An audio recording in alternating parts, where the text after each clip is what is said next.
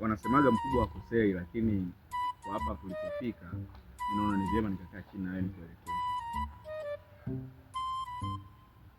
Jomba, haya maisha ambayo unayaishi kifupi sio maisha mazuri. Maana mimi naona nikae na wewe nikwambie kuliko kupata yale maneno ya watu kule nje wanakuongelea vibaya, wanafanyaje. Ukisikia mimi wewe ni mjomba wangu, maneno nayasikia niumiza. Kwa kuwa wewe ni ndugu yangu, nikaona bora uweze kufika tu mwenyewe. Naambia najua zote mjomba ni mama. Hata hapa nilipokana wewe naona kabisa nimekaa na mama yangu kabisa. Nikapata nguvu ya kuweza. Sasa jomba, kwa muda huu unaonaje ukabadilisha mfumo wa maisha? Yaani ukawa na mke na ukaanzisha familia yako. Umri umeenda mjomba. Sisi tumekuwa tunakukuta, lakini leo hii vijana karibu wote hapa tunaishi.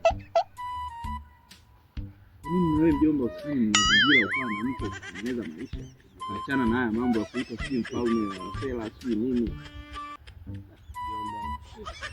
Mjomba, yaani wewe mjomba, hayo unaonea hata huruma. Mniangalie hivyo. Mjomba mimi bado mtoto.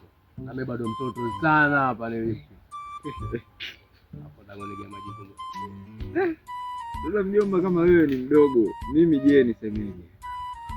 Mjomba, ndio yule mtoto wa nani yule unaokaa pale upande wa pili pale, mtu wa pili pale ngambo pale ameoa. Hapa alipo na maisha magumu ni kichizi mjomba. Bwana ndio bana ndio. Hata mjomba alishamtafuta yule mke tayari ameshaoa na kana haya na kazi naona nitafuta hiyo kazi. Wote nipo hiyo kazi. Mjomba, kazi kulima, mbona sisi tunalima humu? Kazi ni kulima mjomba. Tunaingia tunalima tunapata. Hao tunauza mengine yanakaa ndani. Mjomba mimi na tepu hapo kulima.